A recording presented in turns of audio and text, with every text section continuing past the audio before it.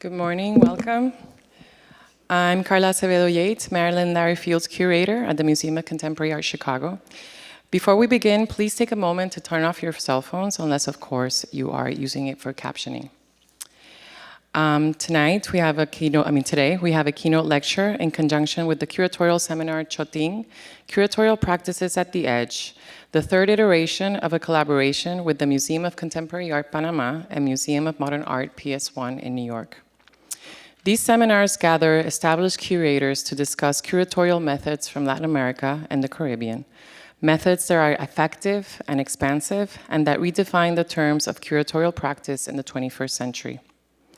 This seminar is part of the Hemispheric Initiative, an institution-wide effort at the MCA Chicago that aims to strengthen the MCA's Latine, Caribbean, and Latin American art holdings, as well as holdings by artists with Latine, Caribbean, and Latin American perspectives, while collaborating with internal and external colleagues, educators, scholars, artists, curators, and cultural institutions across the Americas. Considering the MCA's position in Chicago, a city at the forefront of transcultural formations, the Hemispheric Initiative will also seek to strengthen the museum's connections with Chicago's Latin American and Caribbean diaspora communities. I would like to extend our thanks to our generous funders, a list of whom for this exhibition and talk you can see here, and for Choting. Our lecturer, a trailblazing curator and thinker, has been deeply influential for generations of curators, including myself, redefining art and identities from the Caribbean and Latin America through groundbreaking exhibitions, publications, and lectures. Gerardo Mosquera is a freelance curator, critic, art historian, and writer based in Havana and Madrid. He's a member of the advisory council of several international magazines and journals, and was the co-founder of the Havana Biennial, adjunct curator at the New Museum of Contemporary Art in New York, and artistic director of Foto España in Madrid, among other positions. He has curated many international perennials. His most recent one includes Guangzhou Image Triennial, País Biennial, Guatemala, Third Today's Documents, Beijing, and Fourth Polygraphic Triennial of San Juan. Among his most recent exhibitions are Hotspot, Galleria Nazionale d'Arte Moderna e Contemporanea in Rome, Useless, Machines for Thinking, Dreaming, and Seeing, the Bronx Museum of the Arts, New York, and Adios Utopia, Dreams and Deceptions in Cuban Art since 1950, the Museum of Fine Arts in Houston, and the Walker Art Center in Minneapolis. Also, an author and editor of numerous texts and books on contemporary art and art theory, Mosquera's book Arte desde la América Latina y otros pulsos globales appeared in 2021 by Ediciones Cátedra, Madrid. He has lectured in 5 continents and has organized several international conferences, and he received the Guggenheim Fellowship in 1990. And with that, please join me in welcoming to the stage Gerardo Mosquera.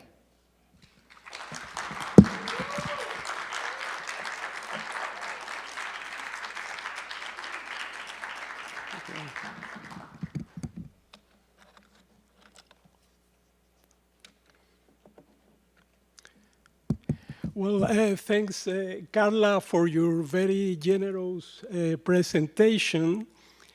And I would also like to thank what's going on here? Sorry for this. Okay, I also want to thank Cecilia González Godino and the museum, together with the other Choting project organizers, Sarah Herman, Elena Kettelsen, and Juan Canela, for giving me the opportunity to bring some lights and shadows from the Caribbean to Chicago, together with the privilege of participating in the groundbreaking program that the museum here is developing. Thanks also to Daniel Atkinson for his help organizing my logistics. I'm not responsible for the cold weather today, only the sun. I brought the sun, not the cold weather. Well, this is my 4th visit to Chicago, and it's interesting that in my 2nd visit, I gave a talk at the Chicago Caribbean Artists Association. So the Caribbean winds seem to take me to Chicago. My talk will try to present a profile of the Caribbean. It's an attempt that, in a way, is doomed to failure, since the region is a most diverse and heterogeneous place on Earth, to the point that it's difficult to define.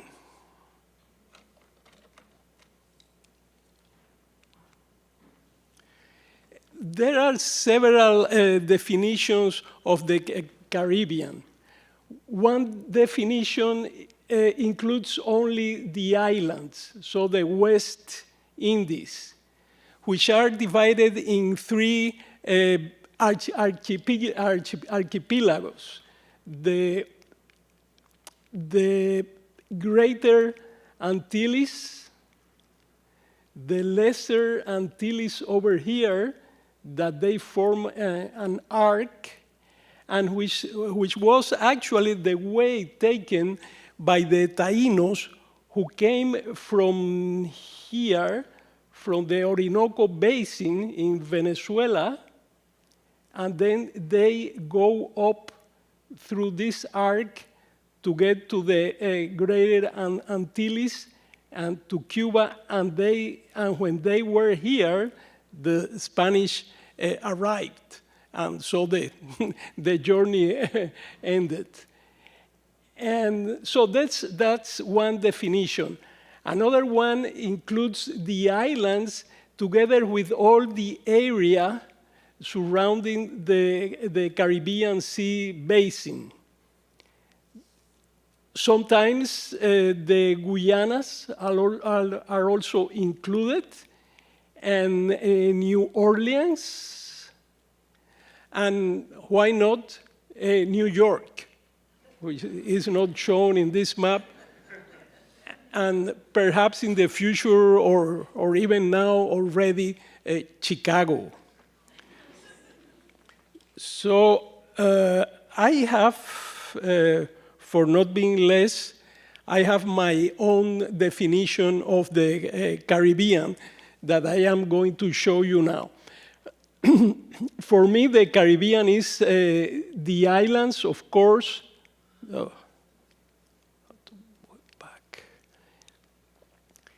And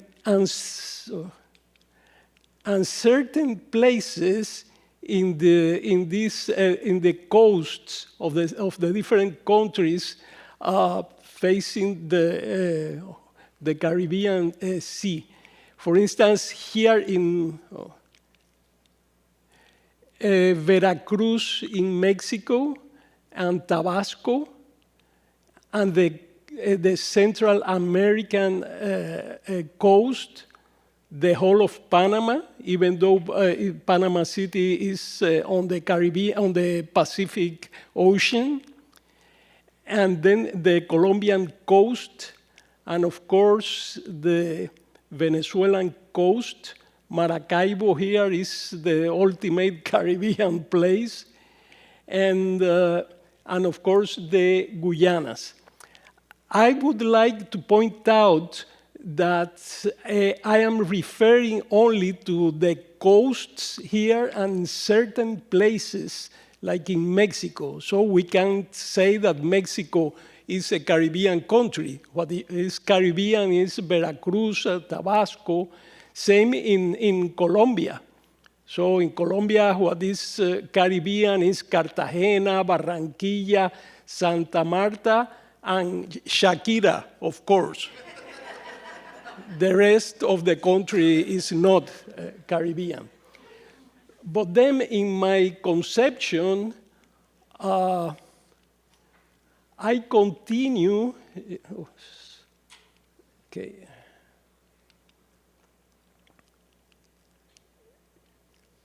You know, I continue through the coast and I arrive to Brazil, and here San Luis Maranhão, Recife, and of course Salvador, Bahia, which is the Afro-Brazilian Mecca.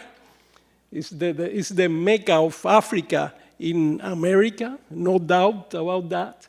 And then I continue, stretching all the way to arrive to Rio de Janeiro. And then I stay. I finish Rio de Janeiro. Not Sao Paulo, no. Sao Paulo, no, not at all. So this is my definition, which I will try to explain trying to construct a profile of the Caribbean, which is geographic, historical, cultural, and also related to the imaginary. There's something that keeps appearing here. And this profile is articulated in 4 loose main axes. I will use artworks by artists from the region, quotes from poets, thinkers, and anthropologists, not to illustrate my discourse, but as structural components of it, together with my own remarks.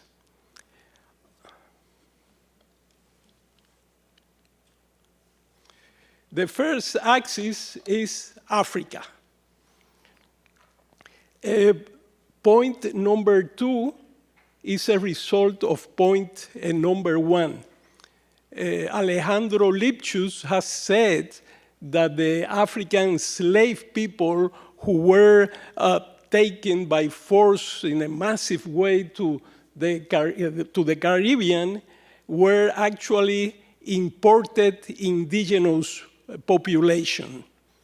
So, to work, on the plantation economy. So Africa is a constitutive presence in the Caribbean. It's not an influence, it's not an impact, it's a structural presence. Africa is the most important element, to establish the Caribbean as a cultural, historical cultural complex.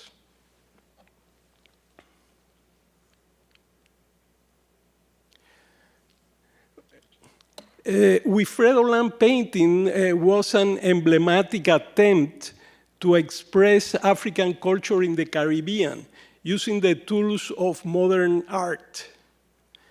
It presents non-Western, non-taxonomic worldview in which humans, animals, plants, everything mixed together, as if they were part of the same energy. You can see here, so it's difficult to isolate the plants, the gods, the probably human beings. Everything is like a continuum. And this is related to the concept of Ashe in Yoruba religion in Cuba, Brazil, and Trinidad, which is a power that is in a stone or in a god. It's a general energy. I chose this painting because it's very interesting. It is from 1943, so it was created when Lam was back in Cuba after living 17 years in Europe.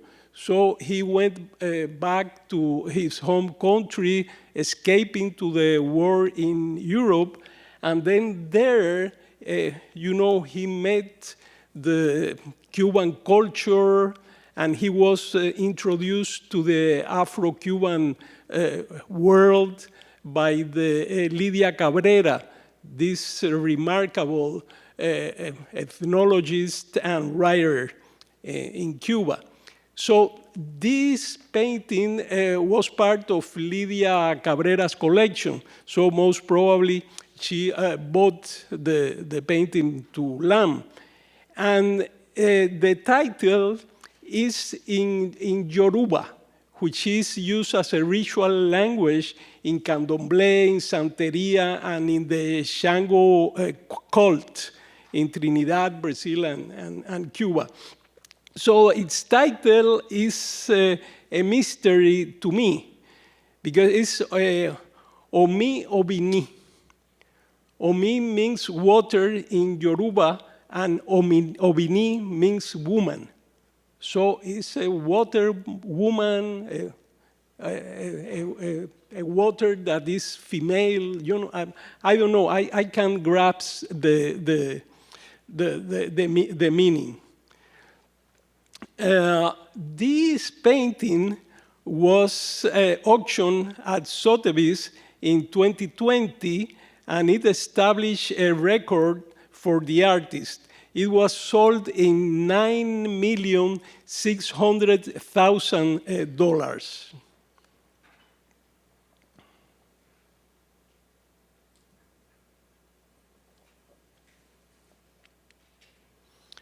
Well, if Picasso appropriated African masks for a formal renovation of Western painting, ignoring their functions and spiritual content, Lam looked to bring back that content into Cubism. So it's like if he wanted, you know, to put all that spiritual meanings into the forms that were appropriated by Cubism.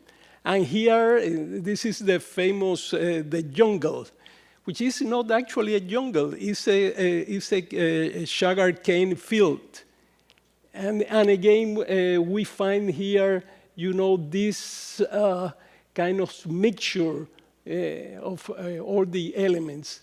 But in any case, if you compare, Lam has gone a long way away from Cubism in this period.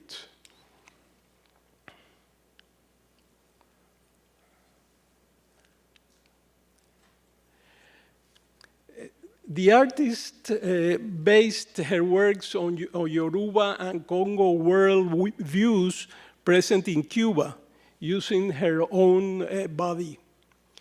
And here, for instance, we can see the cosmogonic Congo sign of the 4 moments of the sun, which is used in Palo Monte religion in Cuba, which is a manifestation of Congo religion in the island.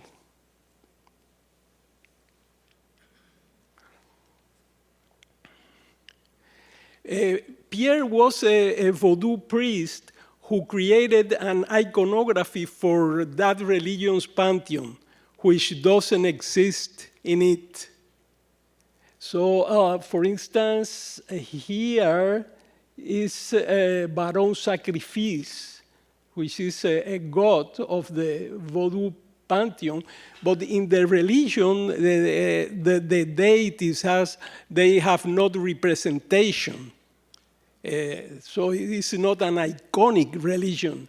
But Pierre, as a painter, he created that iconography for all these deities. And also in this painting, you see that he incorporates some Western myths, like the mermaids here. And of course, it's an artist with a great imagination and with many painting skills. He's, of course, a self-taught artist.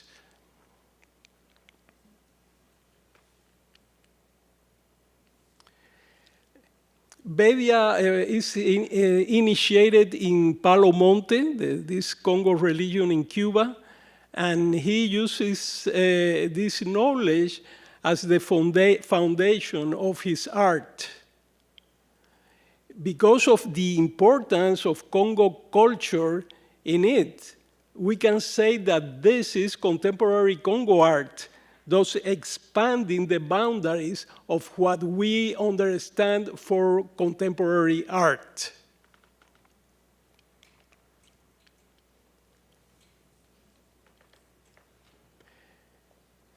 Heráclito is a high candomblé priest from Salvador who combines art performance with religious rituals and worldviews. Although his performances are for the art circuits, not for religious purposes, he keeps a very strict religious methodology for the ritual components of them. So these performances are actually hybrid cultural actions.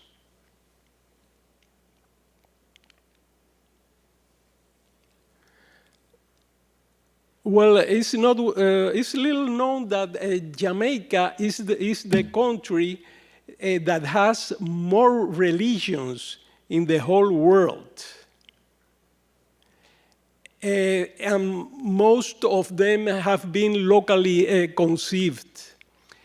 Brown created his own religion, of which he was the main priest, of course.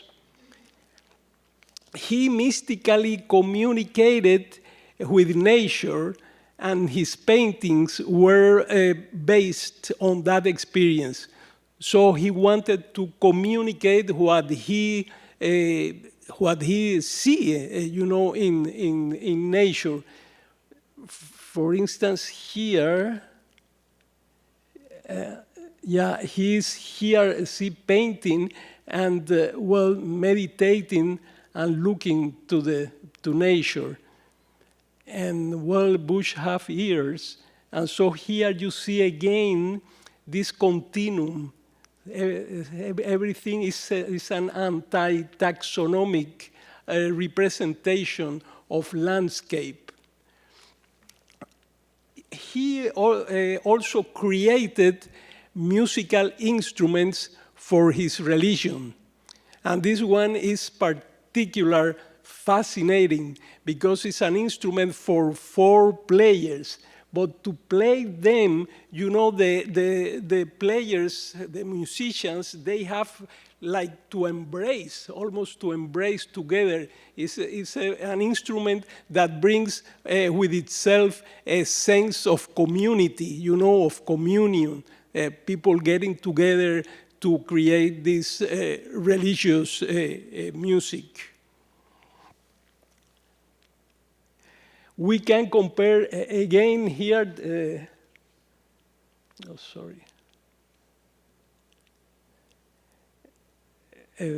Brown and Lamb.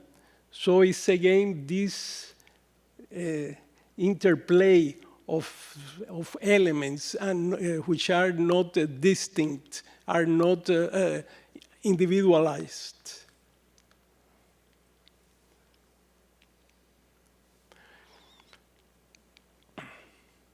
Well, Valentin's geometric abstraction is inspired by forms of candomblé ritual objects. He's also an artist from Salvador. In this case, is God Shango Oche, this dual axe, which is like a ritual scepter used during the ritual dance of Shango. So he dances with this sort of axe here, and he does like this. It's a phallic god, so he takes the energy, to here. And in this other case is this emblem of Eshu, another Yoruba god in Candomblé.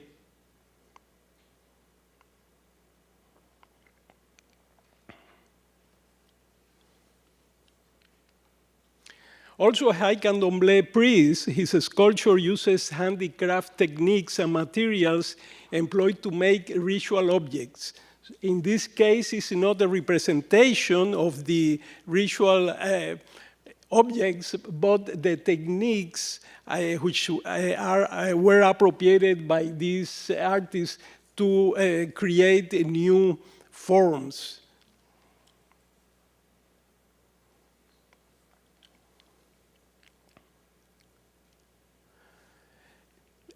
Here again is this, in Mendieta, is this will to get integrated with nature, as we have seen in Lamb, in Brown, in so many artists. Is this, they want to be part of nature. As you know, everything gets together there.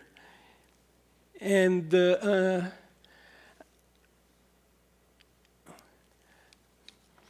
Mendieta, ritualistic performances and body land art were inspired by Afro-American spirituality and worldviews.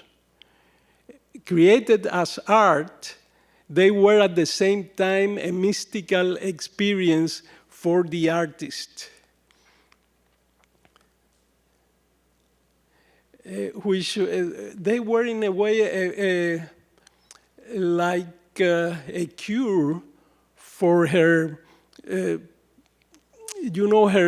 harsh experience of being taken from the United States alone, being a young girl, and all the process of, losing her roots and have to, incorporated to a different culture. So all of that was, in a way, projected in these very personal performances.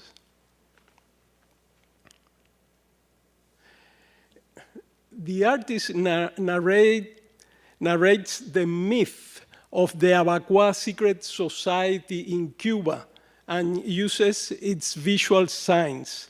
Abacuá is the only case of an African male secret society reconstituted in the Americas.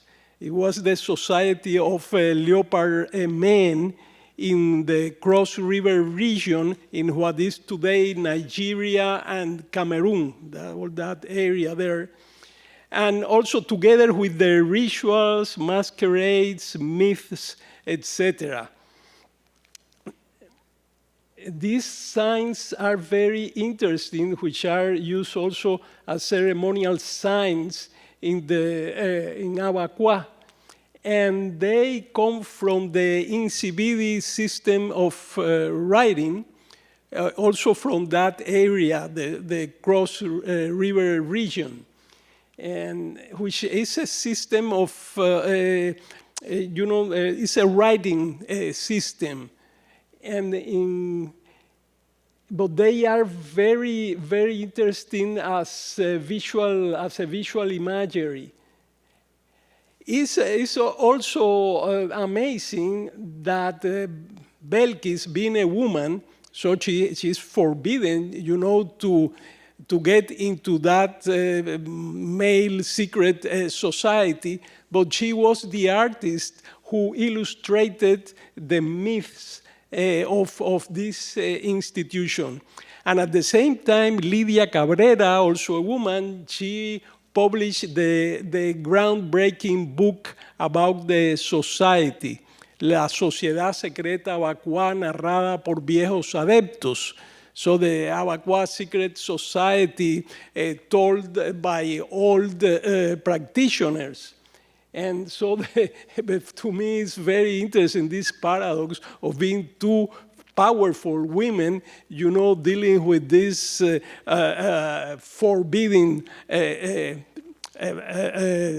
terrain for them.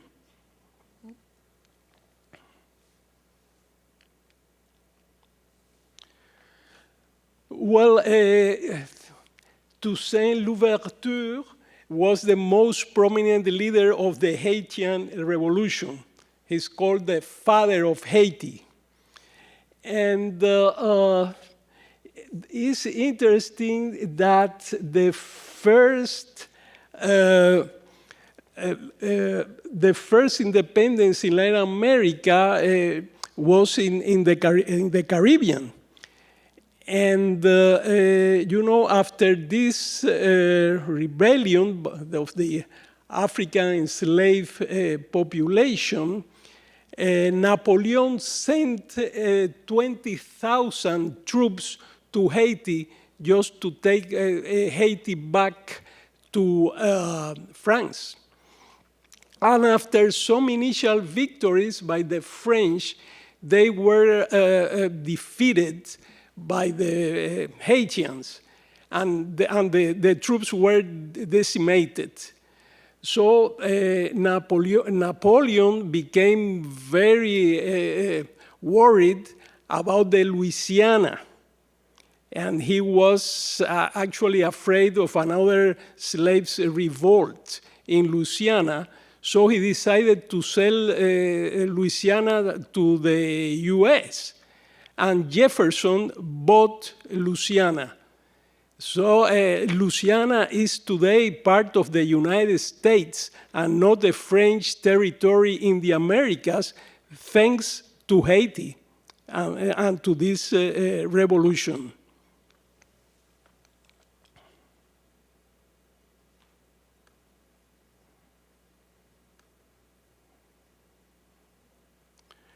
There were many slaves revolts in Brazil, in Cuba, in Jamaica, and Suriname.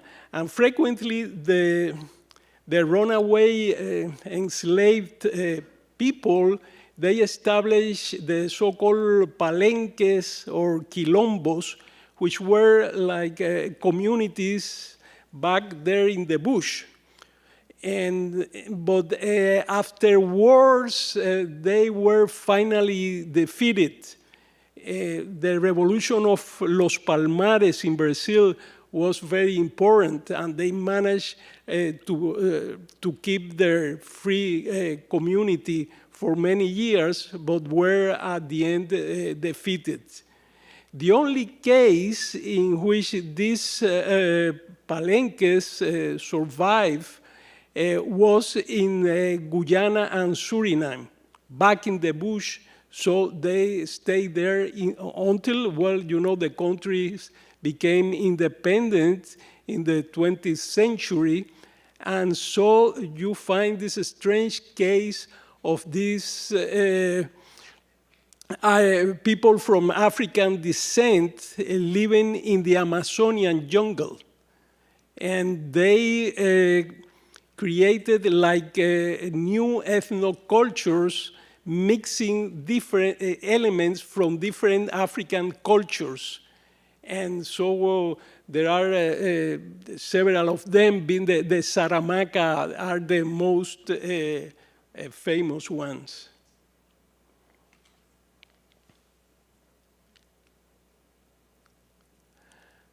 Okay, this is the second axis, the sea. The Caribbean is all about the sea. And it was the gate to the Americas, and it's easy to understand why.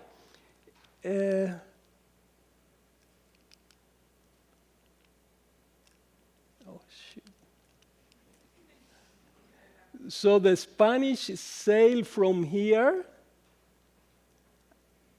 and so they don't go here because it was Portuguese. This is Brazil. So they want to enter here and here. So Puerto Rico, San Juan, was the main gate to the Americas. And then, well, they also use the Santo Domingo. And so there was this connection, and also the winds favor sailing in this direction.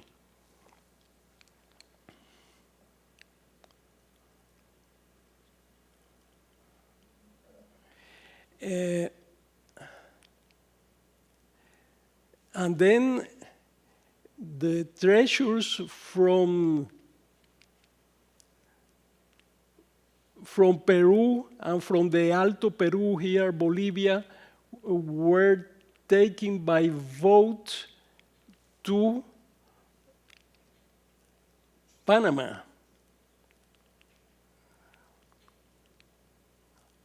And then they cross this narrow section of land here, first by mule, and just to arrive to the Chagres River, and then they continue by boat, and from here by ship all the way to Havana.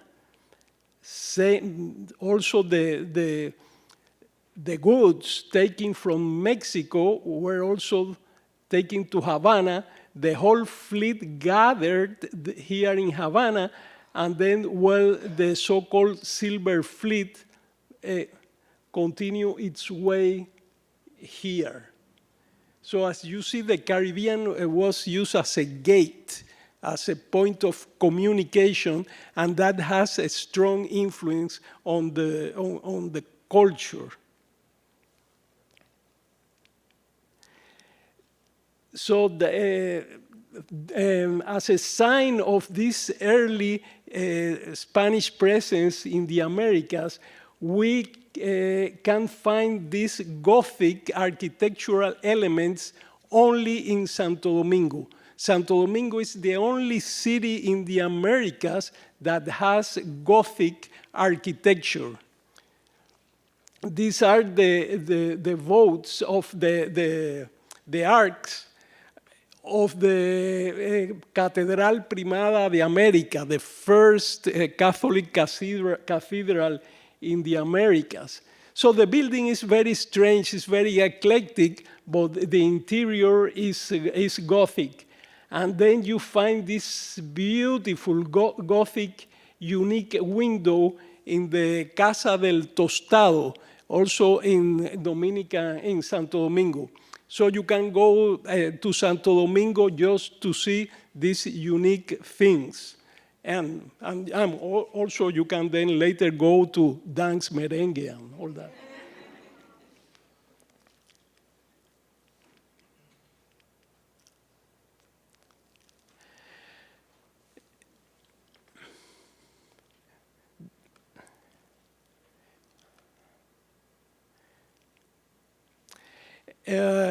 The Caribbean Imperial Border was a landmark book by Dominican Marxist historian Juan Bosch. So in that book, he discussed the Caribbean as an area of confrontation. You know, it was like the border for the European imperial powers. And that was the reason why all these, the cities in the Caribbean were quite fortified.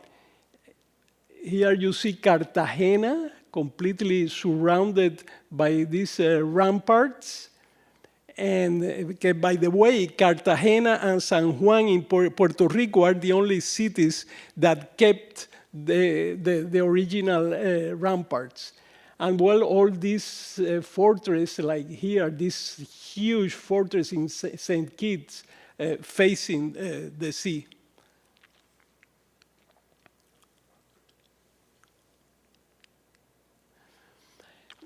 As you see, all the capital cities in the different Caribbean countries, or the main cities, are port cities. See here, Havana, Santiago de Cuba, Port-au-Prince, Santo Domingo, San Juan, and here Georgetown, Paramaribo, Cayenne, Maracaibo. So it's about the port city, it's about the sea. If you compare with the Central America, you see that all the cities are in the mainland, not looking into the sea.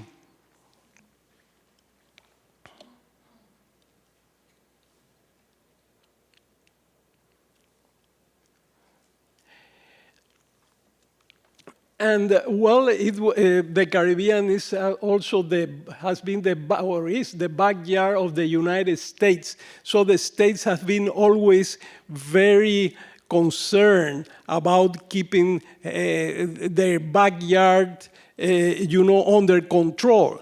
And that, as a result of that, there were so many American invasions and interventions in the area, the last one being in Panama in 1989. So it's a quite recent date.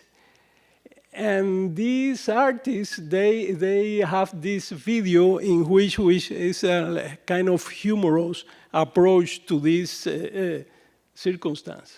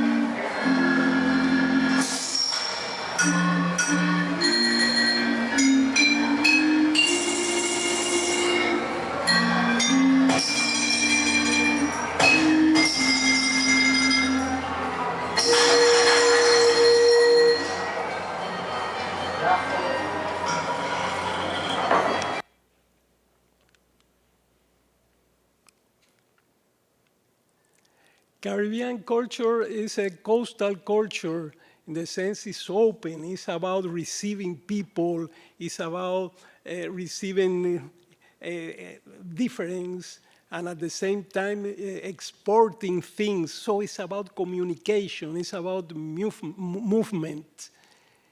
And in the case of the Hispanic Caribbean, there was this very close relationship with Andalusia in Spain. So many anthropologists, they refer to the Caribbean as the African Andalusian Caribbean. And we have in flamenco the cantos de ida y vuelta. So these musics that, came from Spain to the Caribbean and then go back, and then you find in flamenco the rumba flamenca and all these very interesting mixtures and exchanges. And it's because,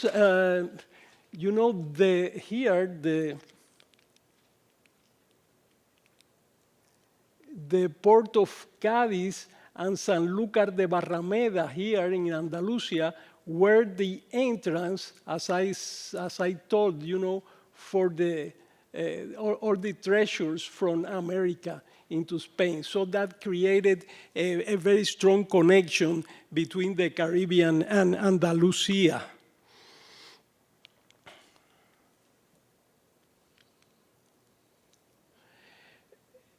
Flux Reflux was the title of the first book by Pierre Verger, in which he examined the relationship, the very fluid relationship between Brazil and Western Africa. We can see here in the map how close is all this area in Brazil to this area in Africa.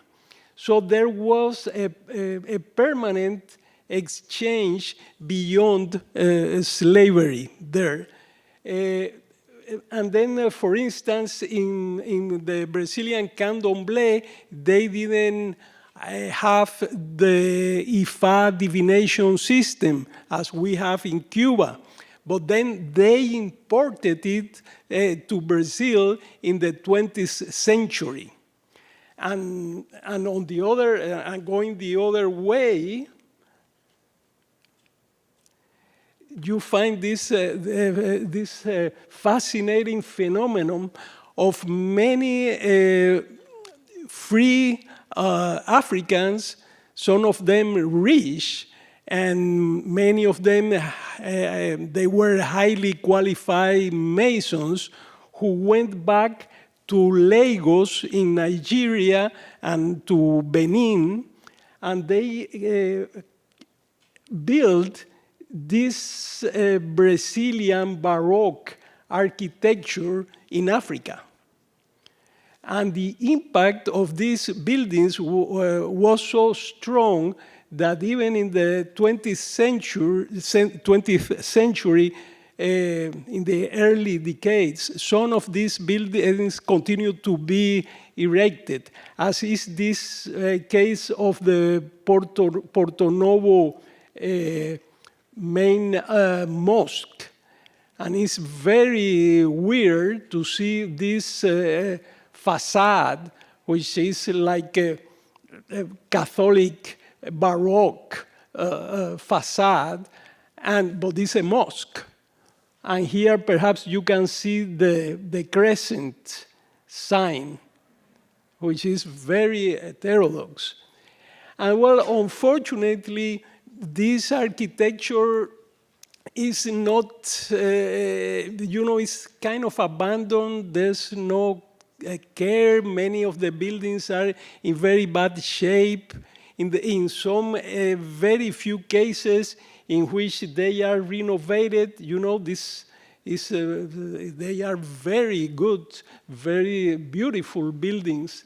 But unfortunately, more than some 85 of them have been demolished, and most of them are in really bad shape, and nobody cares.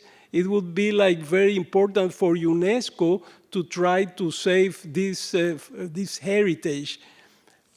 But sometimes they get like very creative, like here. So they went beyond the Baroque canon.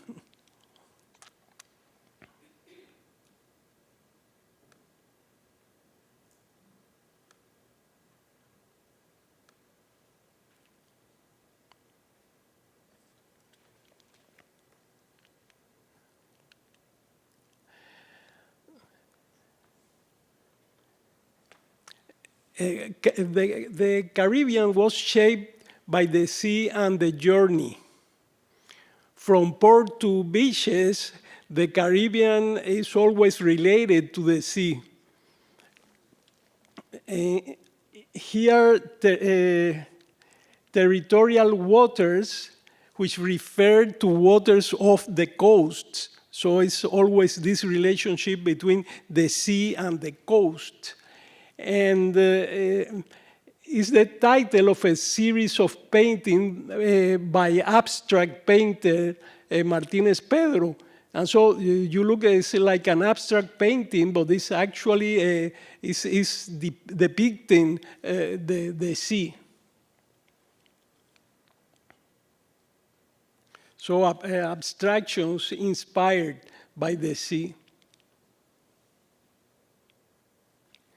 A sea made out of flip-flops in this emblematic installation, and also referring to the trip and to migrations. This looks like a minimal abstract work, and it's actually the sea. So this is the sea sculpted as such. So not as part of an ensemble, you know, like Poseidon, and you see the waves sculpted. No, here is just the sea. And it really tells about the importance of the sea for the Caribbean artists. And well, this was mentioned by Sarah yesterday. It's ice cream made out of Caribbean sea water.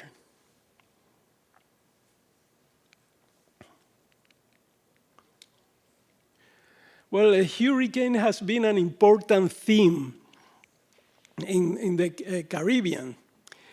Cuban anthropologist Fernando Ortiz discussed that it was already present in Taíno pre-Columbian representations, supposedly mimicking a spiral movement. And also he said that there was like a hurricane god, which was this representation here. All this remains very polemic, but well, yesterday we were discussing about the spiral, and here you see that the spiral was present even from pre-Columbian times. I don't know if you managed to see here the spiral. And then, well, here again with the Martinez Pedro abstract painting. Also, this representation of this character with moving his arms this way, Ortiz said that it was related to the hurricane.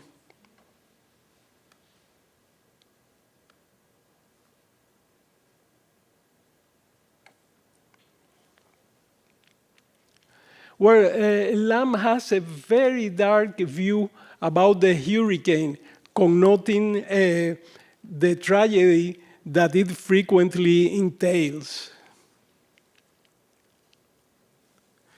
So the hurricane, the spiral, has been a frequent motif for Caribbean artists.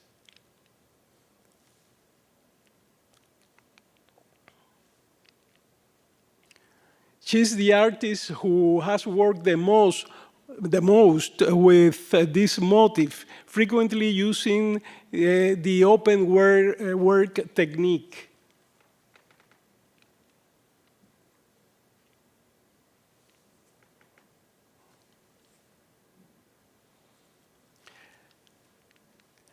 To the point that she recently had a baby, and she was amazed to discover that on her daughter's crown, there was also the hurricane and the spiral there.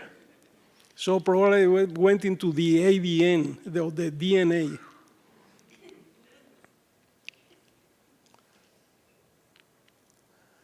This is an actual public light pole crashed by Maria hurricane in 2017 in Puerto Rico. And the artist is using it also as a political statement against statehood propaganda.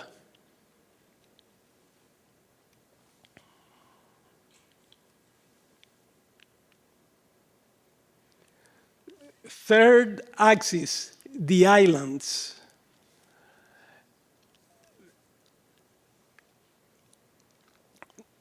The artist represents herself as the island. So this is the map of Cuba, and you see she's like impersonating the island. But then she sees the sea as the coarse circumstance of being surrounded by water. So it's the sea as a wall, enclosing the communication with the island. This verse by Piñera, is a writer, is a poet, and is being quite quoted in Cuba. You know, it's quite chaotic from 10 years to now. And it also has been said that the curse circumstance of being surrounded by water was made the Cuban Revolution possible, because in a way, well, Cuba was protected by the water.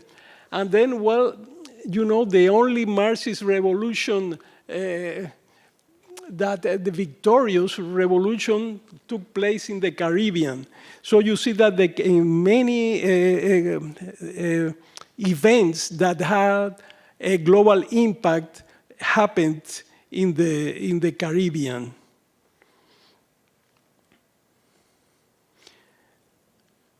And well, Cuba was the center of the ideological debate and action during the 60s and 70s. So the Caribbean was a really hot political spot to a global scale. There's also the idea of the island as a woman, as a female entity.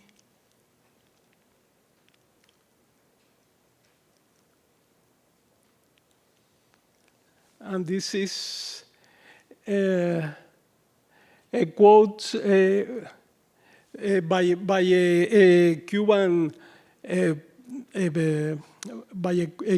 poet.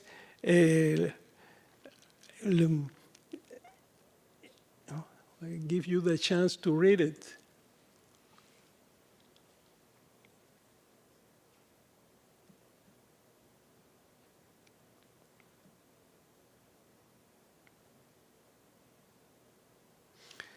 And this is very interesting.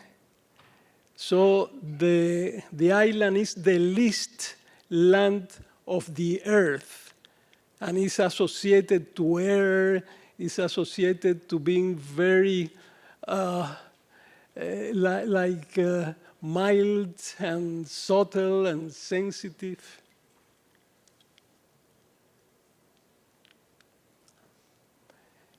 There's also a tendency to work with the maps, especially the maps of the island, perhaps because they are quite well limited by the sea.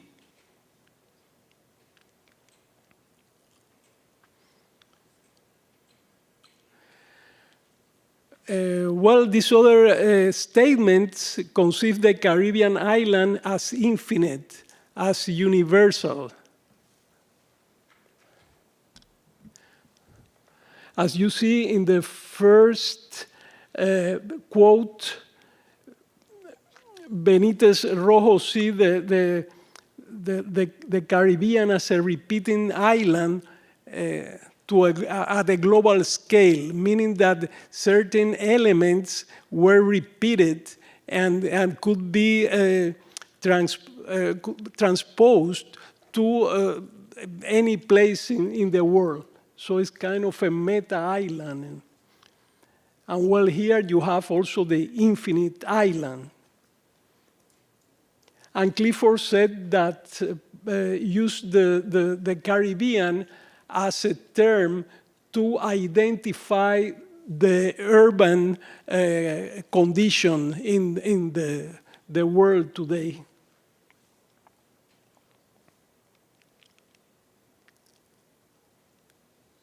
And then, well, this is the fourth axis.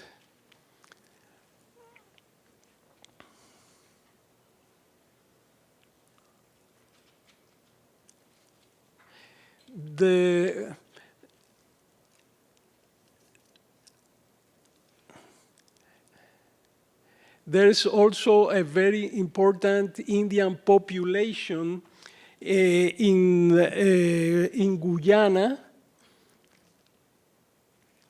And of course, an Hinduist temple in the Caribbean has to be on the sea or built with this typical Caribbean wood architecture. This statue of the monkey god is 85 feet tall.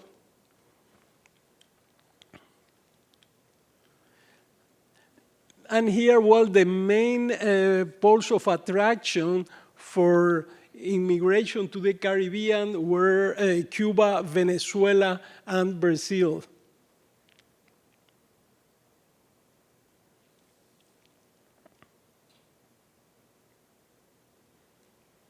I myself am a result of this because my parents were like Spanish people who went to Cuba looking for a better future.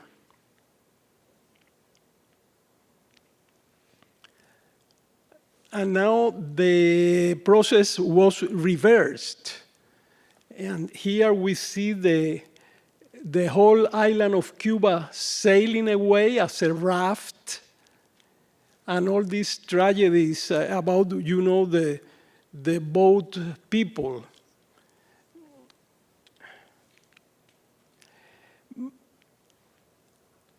The Cubans tried to go to here, to Key West, Miami. The Dominicans tried to go to Puerto Rico and then continue to New York using the Guagua area, the Airbus, or stay in Puerto Rico. And the Haitians try to go to Miami or also to Puerto Rico. So there's a lot of boat people, risking their lives using precarious rafts and boats. And that was commented by this artist who did also the reverse trip. So from Puerto Rico to the Dominican Republic as a performance for the 2010 triennial in Santo Domingo. And the artists were Charlie Casellas, Bebe Casellas, Carolina Caicedo, Raymond Chavez, Jesus Bubu Negrón, and Chemi Rosado. So they used a boat, a yola, and did the reverse trip as a comment on this.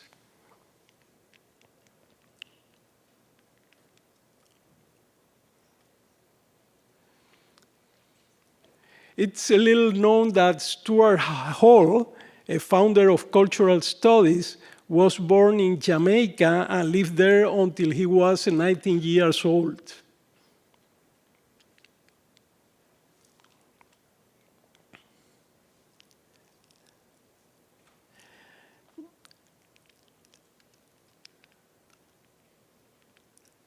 So this is the main reason for not considering the Caribbean as part of Latin America.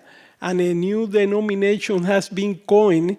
And you say Latin America and the Caribbean, as if they were two entities that could not be matched together. But in reality, Latin American is not a precise definition at all, since the indigenous peoples, the Afro-descendants, and other groups aren't Latin either. And Latin America is a cluster of diversities. Remember, if we see the Caribbean in the map, it's quite dispersed. If we compare with the neighboring Central America, it's very compact. This used to be the Capitanía General de Guatemala during the colonial days. So Panama is a different story. But now, well, it's considered part of Central America, but this is very consistent, and people communicate very easily by land, and but the Caribbean is about dispersion.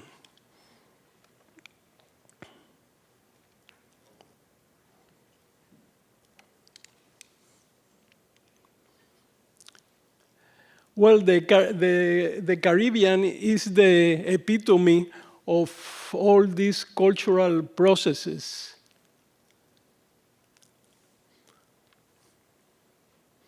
And we have seen, these heteroglossias and like the mosque that is like a Baroque church and so many odd things.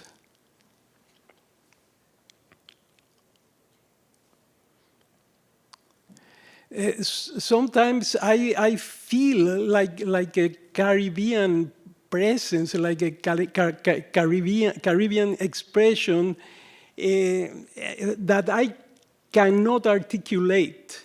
It's something that I feel like in these paintings, but don't ask me to explain why. Perhaps it's just that I feel it like that, but there is something there, it's sometimes difficult to articulate.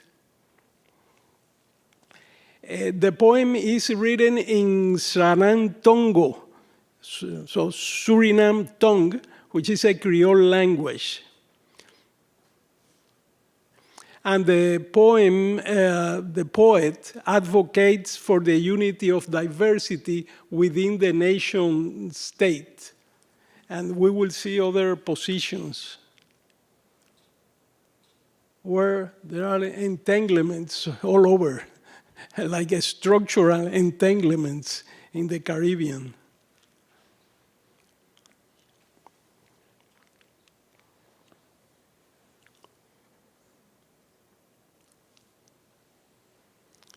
Well, Lalo exclaimed the contradictions of the post-colonial situation, while Césaire tried to resolve them through the ambiguous, inventive affirmation of negritude.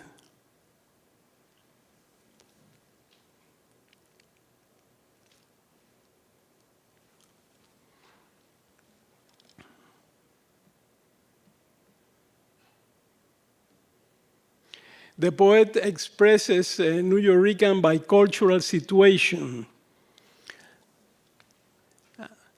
And this is a very interesting place in Old San Juan. It's the door to an artist's studio. It's painted with a Puerto Rican flag. And these are remains of the last San Juan Polygraphic Triennial. It was a public work made by Grabadores por Grabadores, a group of printing artists. And then now, as you see, the flag has been painted in black and white, and you will find many of these black and white flags in Puerto Rico as a statement of resistance to the current situation in the island.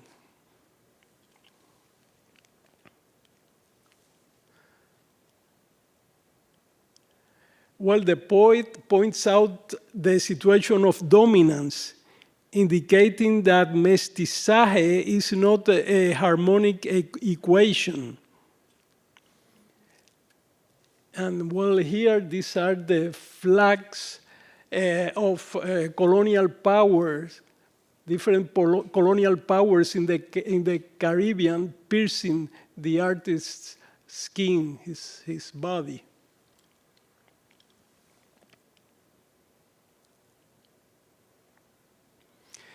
Affirmative views of the Caribbean entanglements.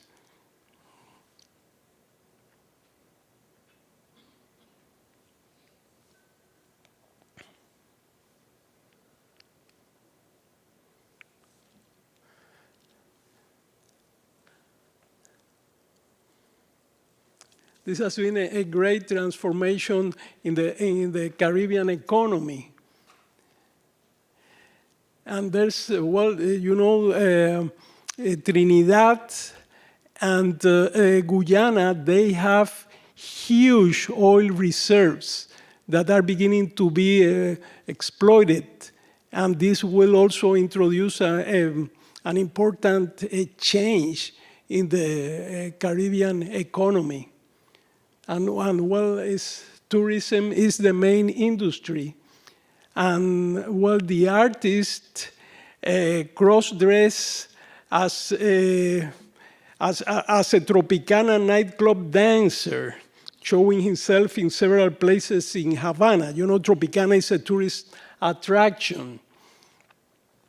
And well, this artist is suffering a sentence of 5 years in prison for his dissident art and activism. Very recently, after almost 3 years in prison, his parole was denied. Another artist, a rapper, Michael Osorbo, was sentenced to 9 years in prison. And there are also many artists and other intellectuals who have been expatriated.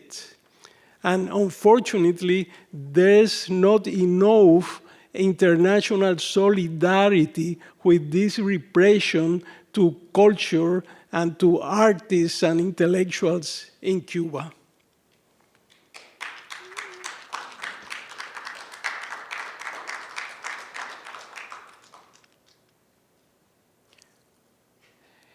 Well, this painting presents all what the San Andres can offer to tourists. And San Andres is a Colombian island off the Nicaraguan coast and lives out of tourism.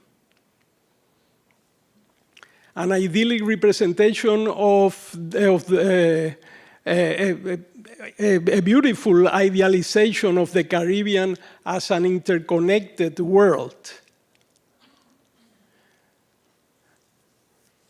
By contrast, this singular self-taught painter uses a dark, a very personal palette to convey his refined views of Jamaica.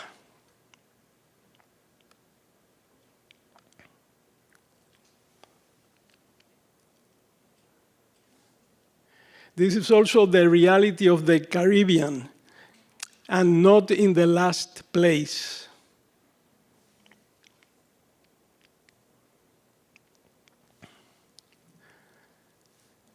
Drug trafficking, which wasn't a big issue in the area, is now increasing, especially in Guayaquil, that went like completely a mess. It's a mess.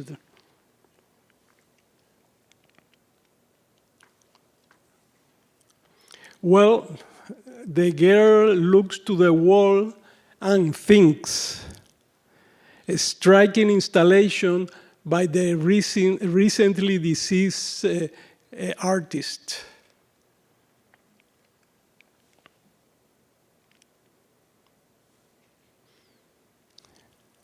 And well, this is perhaps a good summary.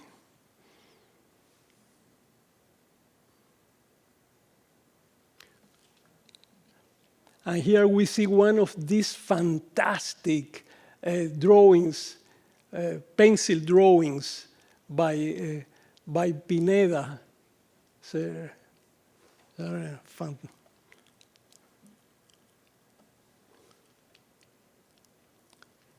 Well, I'll finish with this denostation of the Caribbean Sea. And the sea is the center of everything again. ¿Qué hiciste de las islas venturosas, hijas de los prodigios y las noches?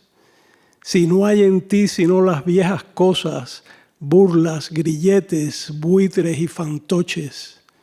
En vez de buenas nuevas, iras viejas. En vez de fundaciones, pesadillas. Quisimos mitos y nos das consejas, calaveras en vez de maravillas. Muchas gracias.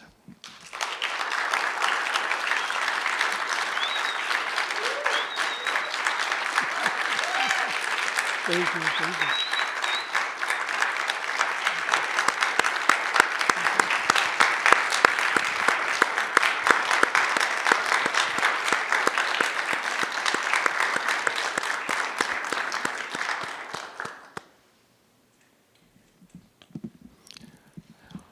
Well, questions, comments?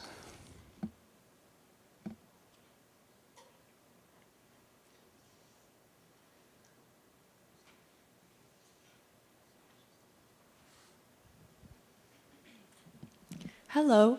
I want to say thank you for sharing, particularly about the artists who have been imprisoned. I think that that's really important for people outside of the area to learn about and to show their support and to learn about to prevent that from happening again. So thank you.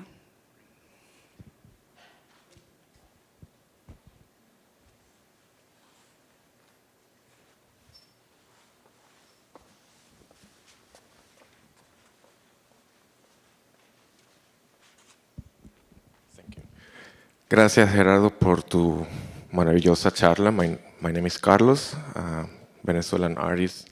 And as a Venezuelan, I feel that the freedom of Venezuela passes through Cuba's freedom as well. So now following up about Luis Manuel and everything that's happening, and what you were mentioning about solidarity, I think that the big question is, why? Why do you think that solidarity hasn't manifested as we would like it to, especially in the art world? It's very sad, but there is a certain reluctancy by the left to recognize really the situation in Cuba. So the Cuban Revolution myth is still working, and I don't know why, because the situation is really very critical, very repressive. So the Cuban Revolution ideals, are no longer in place. So, but still there's something which is mental, it's like you want to keep that myth, and completely disregarding the situation in the island and not having like solidarity. It's very sad that these artists, these political prisoners in Cuba, they are supported by the right-wing parties, when should be like the left-wing parties, the first to try to support them. But I think that's the reason why.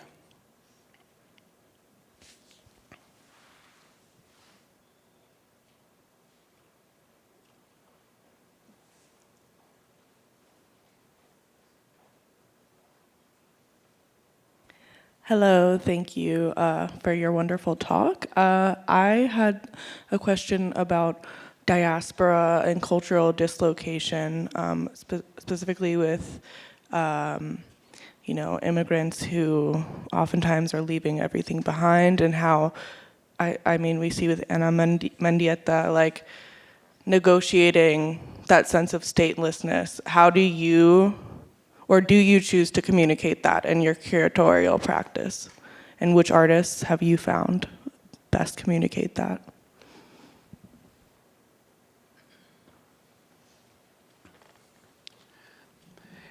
Well, I completely disagree of certain ways of presenting Mendieta's work, like reproducing the silhouettes, So I think this is not respecting the original conception by the artist, because Mendieta did these isolated personal rituals on nature, and then the final work was the photograph that she took of the silhouettes, and then the silhouette was abandoned to be integrated into nature. So that was a constitutive part of the work, of the process. So to me, to show the silhouette as like in a sort of, how to say, staged in the exhibitions, I think it's not true to the artist. And also in Mendieta's case, I think that the ritual aspect of her work hasn't been underlined enough. And the way in which the Afro-Cuban worldviews and religions, religious ideas, and the way in which that was also part of her work. So here again, as in the case of Ayrson Heráclito, we have like mixed cultural products.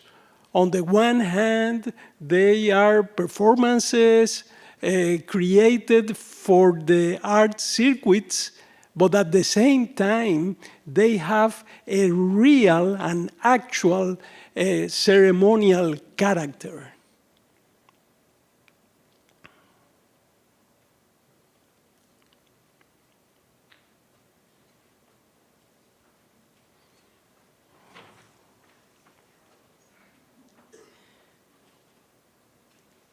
Muchas gracias, Gerardo, por an amazing talk. I resonated a lot because I'm a first-generation Cuban American, originally from Miami, coming to school here. So, and also like lots of new novel things that you talked about in the talk that were really fascinating to me as well. And I just am constantly thinking about a sort of like paradox that a lot of, especially Cuban or like otherwise diasporic immigrants feel constantly, of like wanting to prosper and have some sense of stability and, you know, new chance in life, but also a constant desire to go back to the land and go back to like la tierra.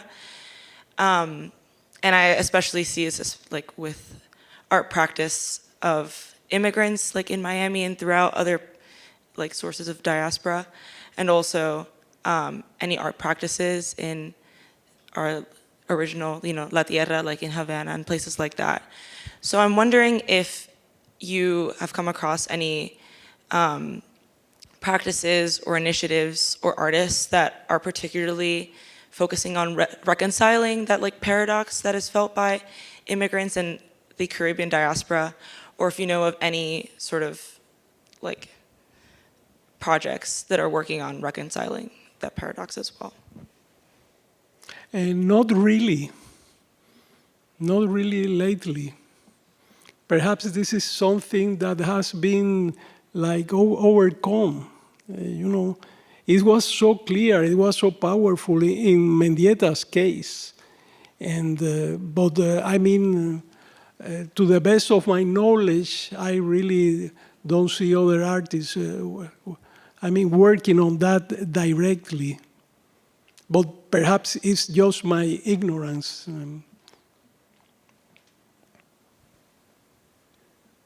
Yeah, I'm thinking about how your talk cycled through a lot of different examples, different sorts of artists and practitioners. And I'm trying to think of a good way to phrase this. You know, I'm curious if even the rhetoric of diversity within the Caribbean, which is a fact, nonetheless has a kind of echo of the rhetoric of mestizaje and racial democracy that we now, I think, generally understand as something of a way of obscuring mechanisms of white supremacy, you know. And so this is not a fully formed question, but I wonder how that bears on curatorial practice when you have these large group exhibitions, you know, where in a way you have to organize the work into themes, or, you know, and I'm just, yeah, in your own practice or in exhibitions that you might have seen, you know, what are ways to treat this kind of production? Should identity be our guide? And should we maybe be critical of the rhetoric of diversity when it comes to the Caribbean?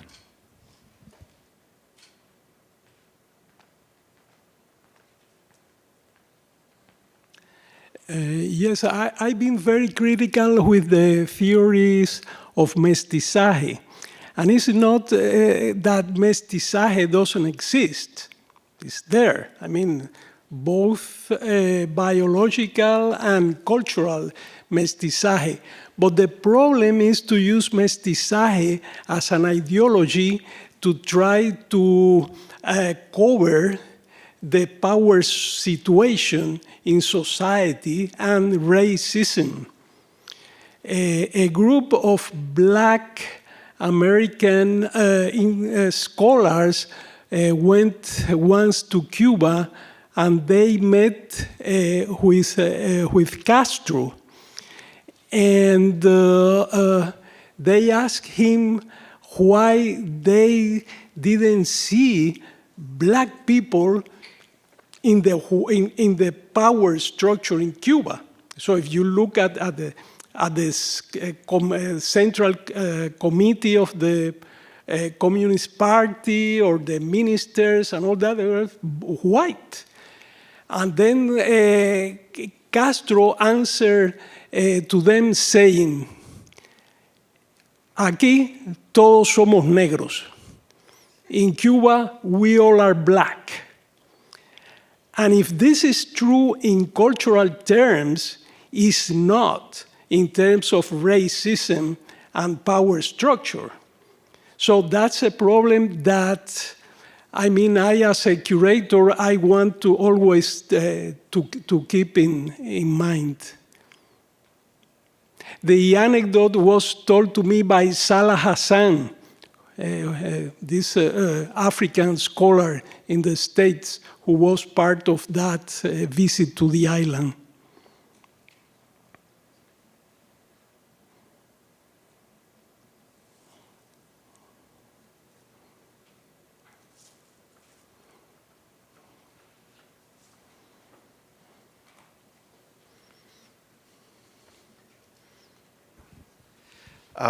Well, thank you, Gerardo. This has been incredibly enriching, and we're very grateful to you for being here.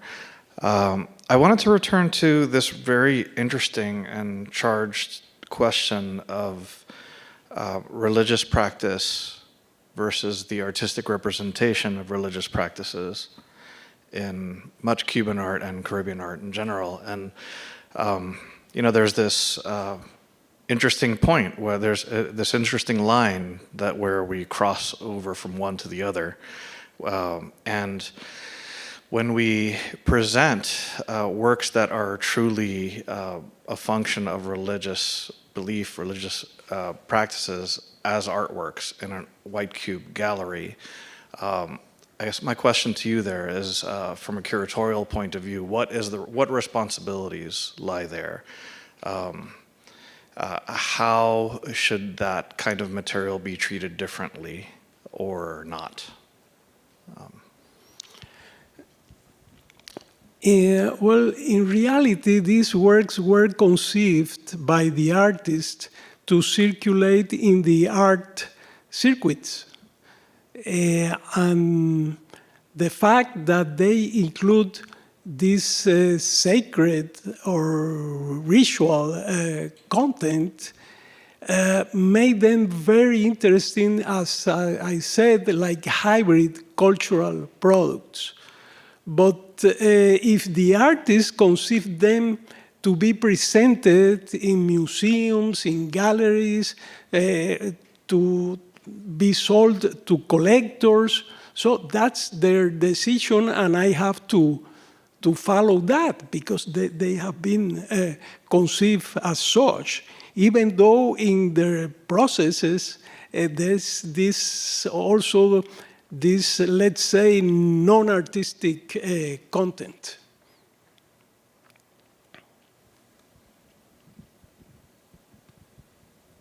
Thank you.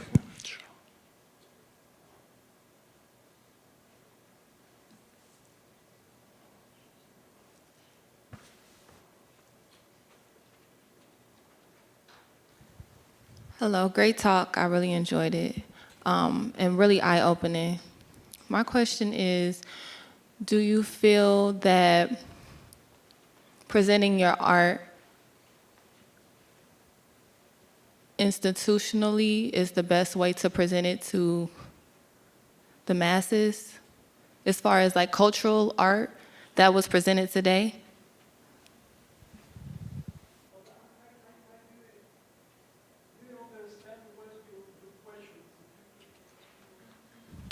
Okay, what is the best way that you feel is to present your artwork, like to communicate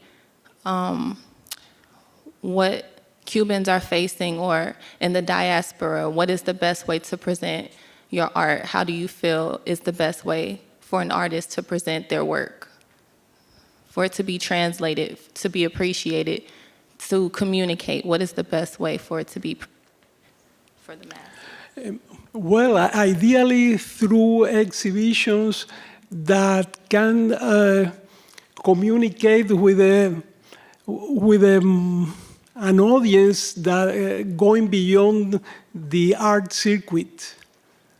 I think that these works have many aspects that really go beyond like an merely aesthetic approach. So ideally, I would try to get the art to try to communicate in beyond the art world. Let's say communities, and you know, in the case of some of these artists, for instance, a communication with these religious groups and would be like fantastic.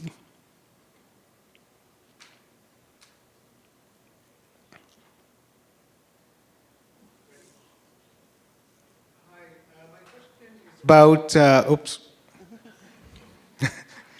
we're seeing more and more people starting to identify with Taino lineage or descent who are from the Caribbean.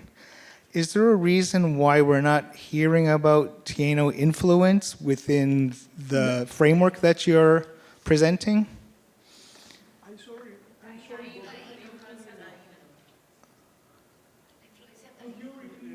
Yeah, I'll repeat. More and more people have included Taino lineage in their ancestry recently who are coming from the Caribbean.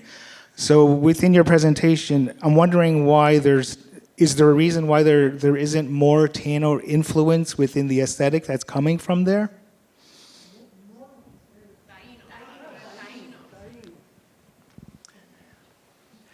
Well, actually, you know, the Taínos were almost exterminated back in the 16th century. So the artists who tried to recover like their heritage is more of a construction, because these elements are not really alive, with the exception of certain groups in the Lesser Antilles. And but it's more about a very valid reconstruction of those cultural elements, but which is not coming from an actual cultural presence, as is in the case of the candomblé or artists who deal with their other cultural components, which are alive, you know, in their countries. It's the same case of the concheros in Mexico. So they dance, they play a music, but nobody knows how was the Aztec or the native Mexican music. There's no record of that. They invented that music using the instruments that were created from the descriptions that exist.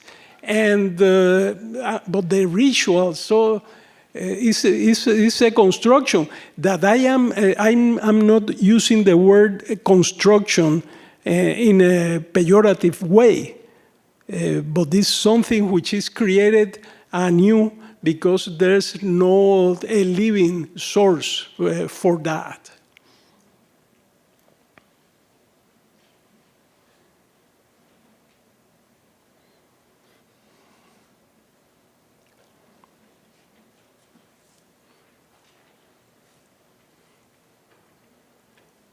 No more? Well, thank you very much again. Thanks.